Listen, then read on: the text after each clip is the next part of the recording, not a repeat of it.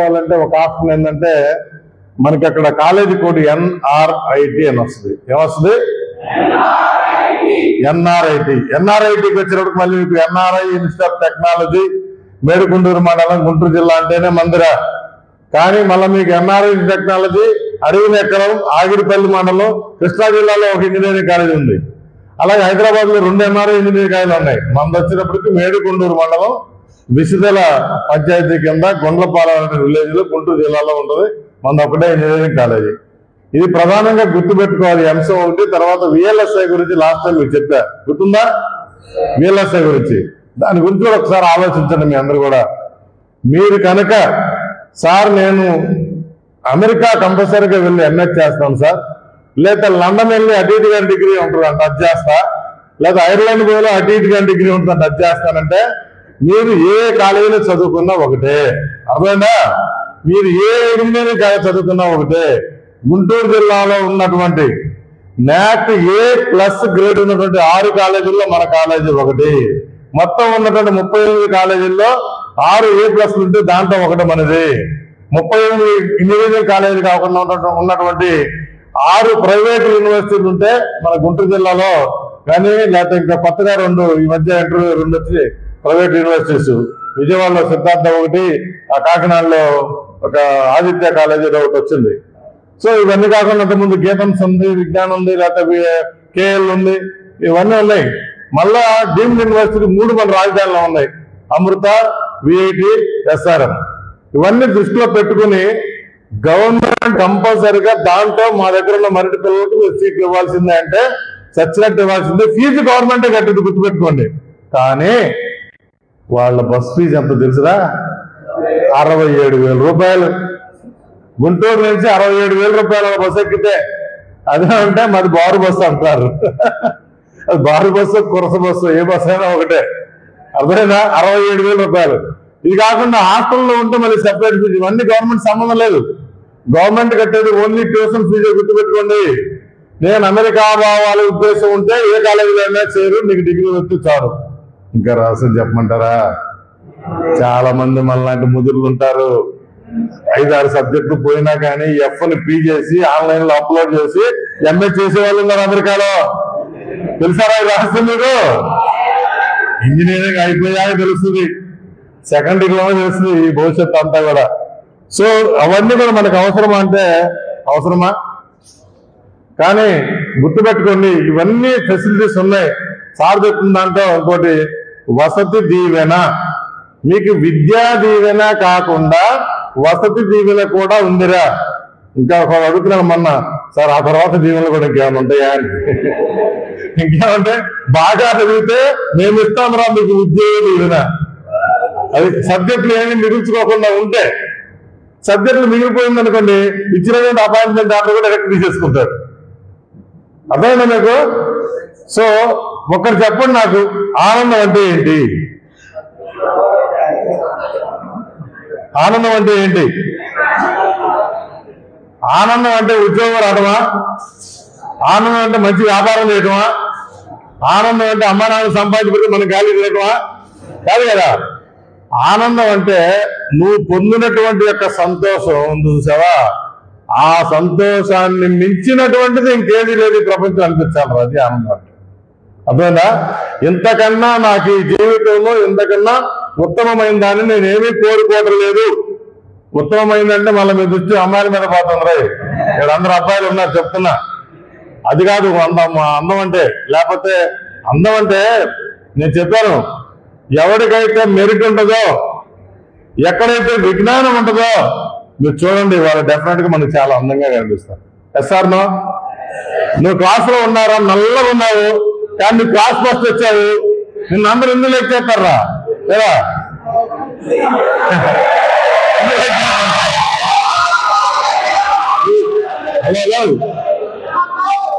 వినండి, పక్కన public exam జరుగుతుంది. వినండి, పక్కన పాలిటెక్నిక్ వాళ్ళకి పబ్లిక్ ఎగ్జామినేషన్ జరుగుతుంది. వాళ్ళకి స్క్వాడ్ కూడా అవసరం ఉంటుంది. అప్పుడప్పుడు ఈ గోల్ చూసారంటే వాళ్ళు ఇక్కడికి వచ్చేసి మొత్తం రిమార్క్ రాస్తారు. మనకు అవసరం అది. అంటే ఎక్కడైతే విజ్ఞానం ఉంటుందో, ఎక్కడైతే మనిషిలో ఉన్నటువంటి మెరిట్ కనిపిస్తుందో వాళ్ళు డెఫినెట్ గా బాయ్.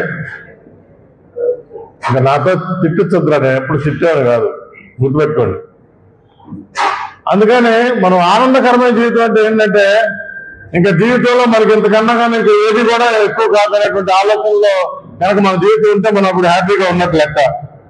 నేనేమంటానంటే అబ్బాయి మీకు అంతా వచ్చని మీరు అనుకుంటున్నారా? నేర్చుకోవాల్సింది చాలా ఉందనుకునే కదా మనం ఇంజనీరింగ్కి వెళ్తున్నాం. అబ్దుల్ కలాం గారిని ఒక ఆయన అడిగాడంట, సార్ మీరు ఎంత మేధావి సార్, సార్ మీరు ఎన్ని కనిపెట్టారు సార్, సార్ అసలు మీరు జీనియస్ సార్ అన్నారంట. అబ్దుల్ కలాం గారు అప్పుడు అన్నారంట, పిచ్చోడా ఐఎమ్ జీనియస్ కాదు, నేను చాలా క్యూరియస్ అన్నాడంట. అదేనా, నేను జీనియస్ అని కాదు, నాకన్నా మేధావులు ప్రపంచంలో చాలా మంది పుట్టారు, నేను జీనియస్ అని కాదు, నేను క్యూరియస్ ని, నేను పోయేంత వరకు కూడా నేర్చుకుంటానే ఉంటాడు, ఆ క్యూరియస్ నాకుందని చెప్పి కలాం గారు లాంటి వ్యక్తి చెప్పారంటే ఒకసారి గుర్తుపెట్టుకోండి, మనం మేధావులమా, మనం మేధావులు అయ్యేటువంటి అవకాశాన్ని ప్రపంచం మనకి ఇచ్చింది. మనం మేధావులుగా ఎదగడానికి ఉండే అవకాశం మన అమ్మా నాన్న మనకి ఇచ్చారు. మనం మేధావులుగా ఉన్నతమైన జీవితం గడపడానికి ఈ ప్రభుత్వాలు కూడా మనకి ఇంజనీరింగ్ విద్యకు సాయం చేస్తున్నాయి. ఇవన్నీ కూడా గుర్తుపెట్టుకోండి. ఈ రోజు ఇక్కడ దాకా మనం వచ్చాము అంటే మన కుంటలుగా లేకుండా, గుడ్డలుగా లేకుండా, కుర్రుపిలా లేకుండా ఒక మంచి హ్యూమన్ బీయింగ్ గా మనకు పుట్టించి ఇక్కడ రా పంపించారంటే ముందు మీ అందరు కూడా చప్పటితో మీ అమ్మ నాకు థ్యాంక్స్ చెప్పుకోవాలి.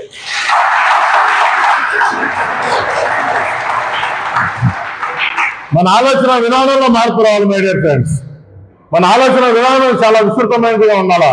మన ఆలోచన విధానం ఎలా ఉండాలంటే ఒక చిన్న ఎగ్జాంపుల్ చెబుతా. వాడి పని గెచ్చవెత్తుకునే పని, రోజు బొచ్చులు అడుక్కునేటువంటి పని అనుకోండి. వాడికి ఓ రోజు వాడు దేనికి అడుక్కుంటాడండి? వాడు దేనికైనా భుక్తి కోసం అడుక్కుంటున్నాడు, డబ్బు కోసం అడుక్కుంటా ఉన్నాడు, బతకడం కోసం అడుక్కుంటా ఉన్నాడు. అటువంటి బిచ్చగాడికి దేవుడు కనిపిస్తే, ఎరా భక్తుడా నువ్వు బెచ్చ ఎత్తుకుని తిరుగుతావు కదా బాగా, రోజు నీకేం వరం కావాలో కోరుకోమంటే నా బొచ్చ పాత అయిపోయింది, అడుక్కోవడానికి కొత్త బొచ్చ ఇవ్వన్నాడంట. అర్థమైందా?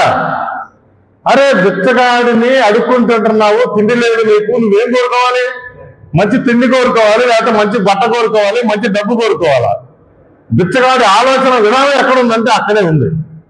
అర్థమవుతుందా మీకు? అంటే మీ ఆలోచన పరిధి పెరగాలి, విస్తృతం పెరగాల. ఇక్కడికి వస్తారు, కాలేజీలో పాఠాలు ఉంటారు, గాల్లోకి గ్రౌండ్లో తిరుగుతారు. ఎప్పుడు మన విజ్ఞానం పెరుగుతుంది, ఎప్పుడు మన మనసు విస్తృతపడుతుందంటే లైబ్రరీ, అటానమస్ కాలేజీ దాదాపు 50,000 పుస్తకాలు ఈ యొక్క మన లైబ్రరీలో ఉన్నాయి. అది ఉపయోగించుకోవాలి. ఇక్కడికి వస్తే ఇవన్నీ చెప్తున్నా నేను మీకు దగ్గరగా. ఇప్పుడు దాకా మీకు పాలిటెక్నిక్ బ్లాక్, ఈ బ్లాక్ కలిపి ఉన్నాయి. ఇప్పుడు అక్కడ చూడండి పెద్ద కన్స్ట్రక్షన్ జరుగుతుంది. అక్కడ దాదాపు 1 lakh SFT polytechnic college separate గా వస్తుంది. మొత్తం మీద ఈ క్యాంపస్ లో 3 లిఫ్ట్లు, అక్కడ పరంజా వస్తుంది, 3 లిఫ్ట్లు వస్తాయి అక్కడ. అంటే ఇవన్నీ కూడా అటానమస్ కాలేజీకి ఉండాల్సినటువంటి ఫెసిలిటీస్ లో కొన్ని భాగాలు అన్నమాట అవన్నీ కూడా. సో నేర్చుకోవాల్సింది ఇప్పటికీ ఉంటుంది. మన అప్పుడు కూడా జీనియస్ కాదని మీరు ఒప్పుకోవాలా. మనసు విస్తృతంగా ఉండాలా. ఎంతో నేర్చుకోవచ్చు కాలేజీకి వచ్చిన తర్వాత అన్నటువంటి ఆలోచన మనకు ఉండాలా. అన్నిటికన్నా ముఖ్యంగా రేపు 16వ తేదీ నుంచి మీరంతా కూడా మోడల్ ఎగ్జామ్స్, ఫైనల్ ఎగ్జామ్స్ రాస్తారు. రాస్తారో రాసినట్టు ఇంటికి పోతా ఉంటారు, అంతేనా? అందరికీ ఒకరోజు ఎగ్జామినేషన్ లేదు. నేనేమంటానంటే ఇది చివరి పని, అర్థమైందా? ఇది చివరి పని. ఏదో వాడితో ఇంటికి పోవడానికో, వీడితో కలిసి ఇంటికి పోవడానికో, ఆ ఫంక్షన్కి పోవడానికో, లేకపోతే ఇంకోదానికి పోవడానికో, లాస్ట్కి వచ్చిన తర్వాత హడావుడిగా ఏ పని చేయకూడదు. గుర్తుపెట్టుకోండి, నువ్వు చేసేటువంటి పని నీకు బాగా ఉండాలని చెప్పి నీకు ఎంతమంది మీ క్యాంపస్కి వచ్చినప్పుడు చెప్పా. నీ పని రోడ్లు ఊడ్చే పని అయినా సరే నీ ఎంత బాగా ఎవడు ఊడ్చలేదని అనిపించాలి. అర్థమైందా? అలాగే ఒక కార్పెంటరు అప్పటికే దాదాపు 99 ఇల్లు కట్టాడంట ఒక యజమాని గారి దగ్గర. 99 ఇల్లు కట్టిన తర్వాత యజమానికి ఏమనిపించిందంటే, కార్పెంటర్ రిటైర్ అయిపోతానంటున్నాడు. యజమాని ఏమన్నాడంటే, అరే అబ్బాయి ఇంకొక ఇల్లు కట్టరా, లాస్ట్ లో ఇది కట్టిన తర్వాత నువ్వు రిటైర్ అవ్వరా అన్నాడు. కార్పెంటర్ రిటైర్ అయిపోతా అంటున్నాడు, మనసు లేదు, చివరికి వచ్చాడు. ఇంకా రేపు పొద్దు నుంచి ఎలాగో రిటైర్ అయిపోతాను కదా అని చెప్పి ఆ కార్పెంటర్ లాస్ట్ లో కట్టబోయేటువంటి ఆ 100వ ఇల్లు అస్తవ్యస్తంగా కట్టాడు. సరిగ్గా చెక్కల, సరిగ్గా చిత్రిక పట్ల అన్ని సరిగ్గా లేకుండా అట్టబట్టి అట్ట కట్టి యజమానికి అప్పచెప్పి, అమ్మయ్య నా 100 ఇల్లు పూర్తయింది, నేను వెళ్ళిపోతుంటే ఆగరా బాబాయ్ అన్నాడు కార్పెంటర్ని. ఆగరా, నువ్వు ఇప్పుడు దాకా 99 ఇల్లు కట్టించావు, బ్రహ్మాండంగా నేను బాగా సంపాదించుకున్నాను, కోట్లు ఇదిగో ఈ 100 ఇల్లు నీకోసమే కట్టమన్నాను రా, ఈ ఇల్లు నువ్వు గిఫ్ట్ గా తీసుకో అన్నాడు. ఏమైందిరా? ఇష్టం లేనటువంటి పని చేస్తే ఎలా ఉంటుందో అలా చేశాడు లాస్ట్ 100 ఇల్లు. కానీ అది తనకే గిఫ్ట్ గా వచ్చిందని తను ఊహించలేకపోయాడు. అర్థమవుతుందా? అది కనుక శ్రద్ధ పెట్టి చేసినట్టు ఒక మంచి ఇంటికి యజమాని అయ్యాడు కదా కార్పెంటర్. అంటే చేసేటువంటి పనిలో మనకు ఎప్పుడు కూడా స్పష్టత ఉండాలి. ఆ స్పష్టతని మీరు పబ్లిక్ ఎగ్జామినేషన్ లో చాలా క్లారిటీ తోటి ఉండాలి. మీ అందరు కూడా చాలా మంది నేను చెప్పా లాస్ట్ టైం, అరే క్వాలిఫై కావడం అనేది పెద్ద కష్టమా అని చెప్పానా? సింపుల్ అనాలిసిస్ ఎప్పుడు చేయాలి? మనకి ఇంక అవకాశం లేదు. ఇంకా ఎట్టి పరిస్థితుల్లో కూడా నాకు ఈ బిట్కి ఆన్సర్ తెలియదు సినిమాలో కొడతారే, చెంప కొట్టని టక్క అదే చూపిస్తారు. అలాంటి పరిస్థితి వచ్చినప్పుడు మాత్రమే మీరు ఆ లాటరీ తీసేస్తానికి వెళ్ళండి. తిలక్ గారు ఎప్పుడు వచ్చి చెప్పారు, రాకపోతే చివరిదాసులు మొత్తం ఒకటే పెట్టరా అని చెప్పారంటే అది ఎప్పుడు పెట్టాలంటే ఇక నీ వల్ల కానప్పుడు మాత్రమే ఆ అవకాశాన్ని ఉపయోగించుకోవాలి. అర్థమైందా? మీ కాన్సన్ట్రేషన్. అరే నేను చిన్న ఎగ్జాంపుల్ చెప్తాను కాన్సన్ట్రేషన్ మీద. ఒకసారి మీ అందరికీ అక్బర్ తెలుసు కదా, అక్బర్ చక్రవర్తి, మహాచక్రవర్తి. అక్బర్ చక్రవర్తి ఒకసారి అడవిలో మధ్యాహ్నం పూట ముస్లిమ్స్ ప్రేయర్ చేసుకుంటారు, తెలుసు కదా మీకు. మళ్ళీ కొంతమంది ఉండే ఉంటారు. ప్రేయర్ చేసుకుంటా ఉంటే అడవిలో ప్రేయర్ చేసుకుంటా ఉన్నాడు. అప్పుడే ఒక ఆవిడ, ఆమె భర్త అప్పుడే 3 రోజుల క్రితం ఇంట్లో వెళ్ళిపోతాడు, కనిపించకపోతే ఆవిడ భర్తను ఎత్తుకుంటూ అడవిలోకి వెళ్తుంది. అక్బర్ చక్రవర్తి గారు వేటకెళ్ళి అడవిలో నమాజ్ చేసుకుంటా ఉన్నాడు. నమాజ్ చేసుకుంటా ఉంటే అక్బర్ చక్రవర్తి నమాజ్ చేసుకుంటా ఉంటే పక్క నుంచి ఒక ఆవిడ పరిగెత్తుకుంటూ వెళ్ళిపోతుంది. ఆకుల చప్పుడుకి అక్బర్ గారికి చిరాకు వచ్చింది. వచ్చిందా రాదా? ఎలా వచ్చిందా రాదా? ఆన్సర్ మీరే చెప్పాలా. ఫైనల్ కంక్లూజన్ నేను చెబుతా. వచ్చిందా రాదా? సరే, వెంటనే నమాజ్ అయిపోయింది. అయిపోయిన తర్వాత వాళ్ళ భటులు చెప్పారంట, అరే ఇప్పుడు ఒక ఆవిడ పరిగెత్తుకుంటా పోయింది, ఆ సౌండ్కి నా మైండ్ డిస్టర్బెన్స్ అయింది, ఆవిడ బట్టరన్నారు. మహారాజు గారు కదా పోయి తీసుకొచ్చారు. మొత్తం తీసుకొచ్చి రాజప్రసాదంలో నుంచోబెట్టి, ఏమమ్మా నీకు బుద్ధి జ్ఞానం ఉందా? అక్కడ అక్బర్ మహాచక్రవర్తి గారు ప్రేయర్ చేసుకుంటే నమాజ్ చేసుకుంటే నువ్వు డిస్టర్బ్ చేసావు, నీకు ఇప్పుడు 1000 కోడాలు దెబ్బలు కొట్టాలి అని చెప్పేసి అలా చేసి పంచాయతీ చెప్పబోతే ఆవిడ అందంట, అయ్యా చక్రవర్తి గారు నేను కూడా మిమ్మల్ని క్వశ్చన్ వేయచ్చా అని. ఎలా అర్థమైందా? నేను కూడా మిమ్మల్ని క్వశ్చన్ వేయచ్చా? వేయమన్నాడు. ఇంకా అక్బర్ మహాచక్రవర్తి మూర్ఖుడే కాదు, మంచోడు కూడా. కొన్ని విషయాల్లో కొటేషన్లో పెట్టుకోవాలి. కొన్ని విషయాల్లో చెప్పమ్మా అంట. సార్ మీరేం చేస్తున్నారు? నమాజ్ చేస్తున్నారు. నమాజ్ అంటే ఏంటి? ధ్యానం అంటే ఏంటి? పరిసరాలు ఏవి గమనించకపోవడం. సార్ ఏంట్రా ధ్యానం అంటే? ఏంట్రా ప్రేయర్ అంటే? చెప్పండి. మీ ఇంట్లో మీ అమ్మ నాన్న పూజలు చేస్తా ఉంటే మధ్యాహ్నం మీద మాట్లాడితే గంట పెరుగుతుంది అంతేగా. మాట్లాడుతున్నారు అంటారా మధ్య మంత్రాలు చెబుతా కాదు. అటువంటిది ఉందంట. అయ్యా తప్పు నేను కదా చేసింది మీరు. మీ పరిసరాల్లో ఏం జరుగుతుందో తెలుసుకోకుండా ప్రేయర్ చేసుకోవాల్సినటువంటి బాధ్యత మీది. అటువంటి వాళ్ళు మీరేం చేశారు? ఆవిడ ఆడపడిచిందా? ఆకులు సౌండ్ ఇచ్చినాయా? డిస్టర్బ్ అయిందని మీరు అన్నారంటే మీరు సరిగ్గా ధ్యానం చేయట్లేదు. గుర్తుపెట్టుకోండి, మీరు సరిగ్గా ధ్యానం చేయట్లేదు, మీరే సరిగ్గా ప్రేయర్ చేయట్లేదు. కాబట్టి మీరు సరిగ్గా ప్రేయర్ చేయకుండా నన్ను నిందించే రైట్ మీకు ఎక్కడుందని అడిగింది. ఇప్పుడు ఏం చేశారు అక్బర్ చెప్పండి? అక్బర్ ఎటువంటి తీర్పు చెప్పారు ఇటువంటిప్పుడు? అదేనా వెంటనే ఆవిడ యొక్క విఘ్నతకి భర్త ఆమె చెప్పింది, అయ్యా నా భర్త 3 రోజులైంది అడవికి వేటకెళ్ళి తప్పిపోయాడు, ఇంటికి రాలేదు, నా భర్త ప్రాణాలు ఏమైపోయాయని చెప్పి బాధతో వెతుక్కుంటూ ఆందోళనతో నేనొచ్చా. పక్కన ఎవరున్నారో చూసుకోకుండా నా సిన్సియర్ గా నా ప్రయత్నం నేను చేశా. ఇక్కడ చక్రవర్తి ఉన్నారా, భటుడు ఉన్నాడా, మంత్రి ఉన్నాడు, నేను చూసుకోవాలా. కానీ మీరేం చేశారు? నాలాంటి దాని మీద నిందలేయడానికి రెడీగా ఉన్నారు. సో తప్పు మీది నాది కాదండి. సభలో వేలాది మంది జనం ఉన్నారు. అక్బర్ కూడా చచ్చినట్టు కూడా మంచి తీర్పు ఇవ్వాల్సి వచ్చింది. ఆమెకు బంగారు బహుమతిగా ఇచ్చి పంపించారు. కాన్సన్ట్రేషన్. అరే ఏమైపోతే మనకెందుకురా, ప్రపంచం ఏమైపోతే మనకెందుకు? రేపు మీరు ఎగ్జామినేషన్ రాసేటప్పటికి ఈ అందరికి మాత్రం మీకు ఫీజు రీఎంబర్స్మెంట్ మాత్రం ఆపేటువంటి రైట్ కానీ ఆపాలనేటువంటి శక్తి కానీ ఆపాలనేటువంటి ప్రయత్నం మాత్రం ఎవరూ చేయరు. ఇది గుర్తుపెట్టుకోండి. నమ్మారా? ఎవరు ఏమి చేయరు. ఎందుకంటే 3-4 సంవత్సరాల తర్వాత ఓట్లు వేయాల్సింది మీరే వాళ్ళకి. అదేనా మీరు అంటారు కదా, ప్రభుత్వం వాళ్ళు బటన్ నొక్కినా ఈ మధ్య డబ్బులు పడతలేదు. అటువంటిప్పుడు మాత్రం మీకు ఎగ్జామ్స్ దగ్గరికి వచ్చే లోపుగా మీరు ఎన్నిసార్లు బటన్ నొక్కితే ఎంత అమౌంట్ వచ్చిందో అంత అమౌంట్ మీరు ఏ కాలేజీలో చేరినా ఆ కాలేజీ వాళ్ళకి కడితేనే అది పరీక్షలు రాయిస్తున్నారు. ఏ కాలేజీ అయినా సరే, ఆంధ్రప్రదేశ్ మొత్తం మీద, ఇంజనీరింగ్ కాలేజీ మొత్తం మీద.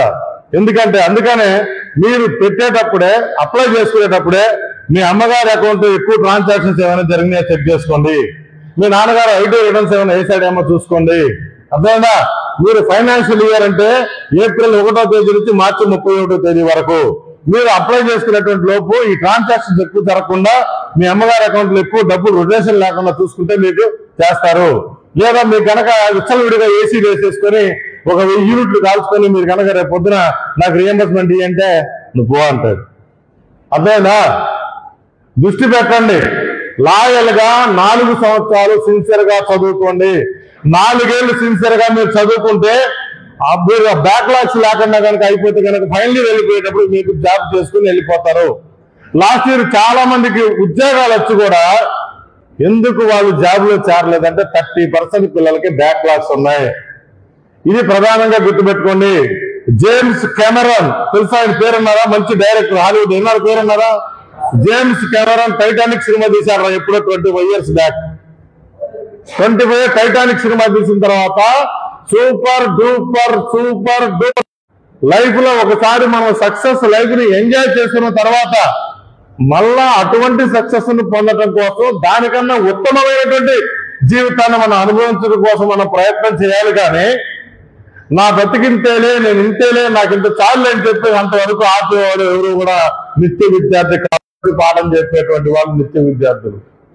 మీరు కాదా అంటే మీరు జీవితాన్ని అవపోసన పడటానికి నిత్యం కూడా పరిశీలన చేసి మీ యొక్క ఉత్తమమైనటువంటి జీవితాన్ని ఎంచుకోవడం కోసం, లైఫ్ లో అభివృద్ధి పొందడం కోసం మీరు కూడా చేసేటువంటిది కూడా నిత్య విద్యార్థి లక్షణమే మీకుండేది కూడా. అంటే ఇంజనీరింగ్ తో ఆపేస్తారా? జాబ్ వచ్చిందా? ఆపేయండి, పర్వాలా. లేదు మీ అంబిషన్ తీసేవాలా? లేదా ఎంటెక్ చేసిన తర్వాత ఇంకా వెళ్తారా? కొంతమంది అంటారు ఇంజనీరింగ్కి వెళ్ళగానే సివిల్స్ మీద మోజు పడతారు, సివిల్స్కి వెళ్తా ఉంటారు. ఇంకొంతమంది ఎంటెక్ చేస్తారు, పిహెచ్డీ చేస్తారు, ప్రొఫెసర్స్ గా స్థిరపడతారు. అర్థమైనా? ఎవరు ఎలా అన్నా స్థిరపడి మీరు ఎంచుకునేటువంటి మార్గానికి అనుకూలంగా. ఇప్పుడు చెప్తున్నానండి, నేను ఈ గవర్నమెంట్ సపోర్ట్ గా మాట్లాడలేదు. కానీ ఇప్పుడు కనుక రాబోయేటువంటి ప్రభుత్వం కనుక ఒకవేళ చంద్రబాబు నాయుడు కనుక గెలిస్తే ఈ రాష్ట్రంలో మీకు పీజీకి కూడా రియంబర్స్మెంట్ ఇస్తున్నాడు అని వాళ్ళ యొక్క దీంట్లో పెట్టారు మేనిఫెస్టోలో. అర్థమైందా? ఇప్పటిదాకా మనకున్నటువంటి ప్రభుత్వం ఇంజనీరింగ్ వరకు ఇస్తుంది. ఆయన ఎంబీఏ ఏదైనా ఇస్తానన్నాడు, ఎంసీఏ ఏదైనా ఇస్తానంటున్నాడు, ఎంటెక్ ఏదైనా ఇస్తానంటాడు, పిహెచ్డీ ఏదైనా ఇస్తానంట. అంటే హయ్యర్ స్టడీస్ కూడా నేను ఫీజు రియంబర్స్మెంట్ ఇస్తానంటున్నాడు. ఎవరయ్యా? చంద్రబాబు నాయుడు కనుక గెలిస్తే, నేను గెలిస్తే ఇస్తానంటున్నాడు. ఈయన మాత్రం నేను గెలిచిన తర్వాత ఇస్తానని కూడా అనలేదు. నేను చూసినటువంటి ఎగ్జాంపుల్ చెబుతున్నా. ఈ రోజు అరే వినండి అబ్బాయి, మీకోసం మాట్లాడితే ఇవన్నీ తెలుసుకోండి. మీరు కూడా ప్రభుత్వాలు మారవచ్చు, మనం మారుతామా? నేను మారుతానా? నేను ఎప్పుడు మీ పక్షానే ఉంటా. అదేనా? నేనేం మారను, మీరు మారకండి. మీ మనసులో ఏదైతే ఉత్తమం అనుకుంటారో దానికోసం మీరు ఎక్సలెంట్ గా తయారవ్వండి. అరే చిరంజీవి, బాలకృష్ణ, పవన్ కళ్యాణ్, రామ్ చరణ్ తేజ, అల్లు అర్జున్, జూనియర్ ఎన్టీఆర్, రే ఎవరికి వారే ఎక్సలెంట్. ఎస్ఆర్ వాళ్ళు చేసేటువంటి పనిలో వాళ్ళు ఎక్సలెంట్. అర్థమైందా? అలాగే మీరు కూడా మీరు చేసేటువంటి పనిలో మీరు ఎక్సలెంట్ గా కావాలి. మీరు ఎక్సలెంట్ అవ్వాలంటే ఈ రోజు మీకు వచ్చేటువంటి సైడ్ అట్రాక్షన్స్ అన్ని వదిలేయండి. ఇవాళ ఇంజనీరింగ్ కాలేజీ మన కాలేజీ అనుకున్నాం, ఏ కాలేజీలో అయితే దరిద్రం ఈ కాలేజీలో లేదని కాదు. కానీ కంట్రోలింగ్ వ్యవస్థ అనేది ఉండాలి మనుషులకి. అరే పవన్ కళ్యాణ్ వస్తే రోడ్డు మీద ఒకటి కేక్ కట్ చేస్తాడు, గోలగోలు చేస్తాడు. జూనియర్ ఎన్టీఆర్ బర్త్డే వస్తే ఇంకోటి గోలగోలు. వాడు తెలుస్తుందంటారా మీరు చేసింది? తెలిసిదా? అసలు పట్టించుకుంటారా వాళ్ళు? ఇవన్నీ మనకెందుకురా? మన లక్ష్యాన్ని వదిలేసి వాళ్ళకి బర్త్డే లేదెందుకురా? మీలో మీరే మీకు బర్త్డే చేసుకుంటా తప్పలేదు. అర్థమైనా? సినిమా హీరోలు కాదురా చేయాల్సిందే బర్త్డేలు. గుర్తుపెట్టుకోండి, ఇంజనీరింగ్ వ్యవస్థ ఎక్కడ చేరినా మీరు ఇక్కడ చేరొచ్చు, చేరకపోవచ్చు, లేదా కావాలంటే మరి ఇక్కడికే రావచ్చు. నేను అక్కడ చెప్పినటువంటి అనాలిసిస్ గుర్తుపెట్టుకోండి. మీరు ఫారిన్ కంట్రీస్ వెళ్ళాలంటే ఆంధ్రాలో ఏ కాలేజీలో చదువుకున్నా ఒకటే. మేము ఫైనల్ ఇయర్ లో మంచి బ్రాంచ్ గా ఉండి ఇక్కడే సెటిల్ అవ్వాలనుకుంటే మీరు ఎక్కడ ప్లేస్మెంట్స్ బాగున్నాయో చూసుకుని అక్కడ బ్యాక్లాగ్స్ లేకుండా పిల్లల్ని జాగ్రత్త ఎలా చేస్తారు చూసుకుని అక్కడ చేరండి. మనది అటానమస్ కాలేజ్ తెలుసు కదా మీకు. లాస్ట్ నుంచి మనం అటానమస్ అయ్యాం. ఇప్పుడు గత సంవత్సరాల కంటే కూడా, గత 14 సంవత్సరాల కంటే కూడా ఇప్పుడు లాస్ట్ ఇయర్ రిజల్ట్ వచ్చిన తర్వాత చూస్తే దాదాపు 15 to 20% రిజల్ట్ పిల్లల పాస్ పర్సంటేజ్ పెరిగింది. అదేందా మీకు? పాస్ పర్సంటేజ్ పెరిగిందంటే మీరు అనుకోవచ్చు, సార్ మన కాలేజీలో సెంటర్ కాబట్టి, మన కాలేజీలో పేపర్ ఇస్తారు కాబట్టి, మన కాలేజీలో పేపర్లు దిస్తారు కాబట్టి పాస్ చేయించారేమో అనుకోవద్దు. అర్థమైందా? చదవకుండా రాయకుండా మార్కులు వేసేటువంటి స్వభావం ఏ చదువుకున్నటువంటి అధ్యాపకుడికి కూడా ఉండదు. అర్థమైందా? బేసిక్ గా గుర్తుపెట్టుకోండి, మనకి కావాల్సింది 75% మినిమం అటెండెన్స్. అది లేకపోతే మాత్రం మీరు 2% రిటైన్ అయిపోతారు. కాకపోతే మన కాలేజీ పిల్లలు ఏం చేస్తారంటే 75% అటెండెన్స్ ఉంటే ఇంటర్నల్ లో మార్కులు కనుక మీకు ఇబ్బంది లేకుండా చేసేటువంటి పని మాత్రం వీళ్ళందరూ కూడా మీకు సపోర్ట్ చేస్తారు. ఎప్పుడు మీలో డిసిప్లిన్ ఉంటే, ఇక్కడ మాట్లాడుతుంటే వెనకాల మాట్లాడుకుంటా, వెనకాల గోగుతా, లేకపోతే ఇంకోళ్ళు గోగుతా, వాళ్ళని గోగుతా ఉంటే నీ ఇంటర్నల్ మార్కులు ఎందుకు కాస్తారా? ఇంటర్నల్ మార్కులు మీకు బాగా ఉంటేనే మీరు పబ్లిక్ లో ఫైనల్ ఎగ్జామ్స్ సరిగ్గా రాసినా రాయిపోయినా జనరల్ గా పాస్ అయినా మీరు డెఫినెట్ గా 65-70% మార్కులతో మీరంతా పాస్ అయి బయటకు వెళ్తారు. అందుకనే ఇవాళ పాలిటెక్నిక్ పిల్లలు కాస్త గొడవ చేస్తారు, కానీ క్లాసుల్లో ఇంజనీరింగ్ పిల్లలు చాలా పద్ధతిగా ఉన్నారు కాలేజీలో చూస్తున్నారు. అది ఎందుకు వచ్చిందంటే ఏదో ఒకటి పెట్టకపోతే జీవితం పక్కదారి బట్టి దారి తప్పేటువంటి అవకాశం ఉంటుంది. అందుకని ప్రభుత్వం వాళ్ళు కూడా మనకి ఇవన్నీ పెట్టారు అనుకుంటున్నా. నేను కూడా ఇంటర్నల్ మార్కులు లేకపోతే ఎందుకంటే లోకల్ ల్యాబ్స్ ఉంటాయి చక్కగా, ఇవన్నీ కూడా పర్ఫెక్ట్ గా అటెండెన్స్ ఉండాలి. అర్థమైందా? లైబ్రరీని బాగా ఉపయోగించుకోండి గ్రౌండ్ కంటే కూడా. అర్థమైందా? మీరంతా ఎక్కువ మంది గ్రౌండ్ నే ఉపయోగిస్తారు.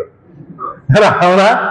ఆ పని చేయండి. స్పోర్ట్స్ ఉంటాయి, పక్కన కాలేజీ వాళ్ళకి గేమ్స్ పంపిస్తాం, అవన్నీ మామూలు, ఇవి ఆపేవి లేదు. అర్థమైందా? మీకు ఎంటర్టైన్మెంట్ ఉంటుంది, ఫ్రెషర్స్ డే ఉంటుంది, ఫేర్వెల్ ఉంటాయి, అన్నీ ఉంటాయి. సైన్స్ మీట్స్ ఉంటాయి, సైన్స్ ఎగ్జిబిషన్స్ ఉంటాయి, అన్ని పెడతారు. సో మీరు మన దగ్గర బాగానే పిల్లలు బయట హోర్డింగ్ కూడా ఉంది ఒకటి. అంటే మన వాళ్ళు చాలా చోట్ల విన్నింగ్ అయ్యేస్తారు ఇప్పుడు దాకా వాలీబాల్ కానీ ఇవన్నీ కూడా. సో మీరంతా కూడా దేన్ని మీరు చంపుకోవాల్సిన అవసరం లేదు. మీరు ఎంచుకుంటే, మీ ఎంచుకున్న మార్గం కరెక్ట్ అయితే, మీరు ఇక్కడికి రావాలి అనిపిస్తే, ఇక్కడ చేరాలని అనిపిస్తే, నేను చేరమని అందరికీ చెప్పలేను. ఎందుకంటే మీ యొక్క ఆలోచన, మీ పరిధి మీకు ఉంటుంది, పేరెంట్స్ యొక్క ఆలోచనలు ఉంటాయి, అన్ని బేరీ చేసుకోండి. కానీ ఉన్నటువంటి 38 కాలేజీల్లో ఉత్తమమైనటువంటి 6 కాలేజీల్లో మన కాలేజీ కూడా ఒకటి అనేటువంటి ఆలోచన మీరు మర్చిపోకండి.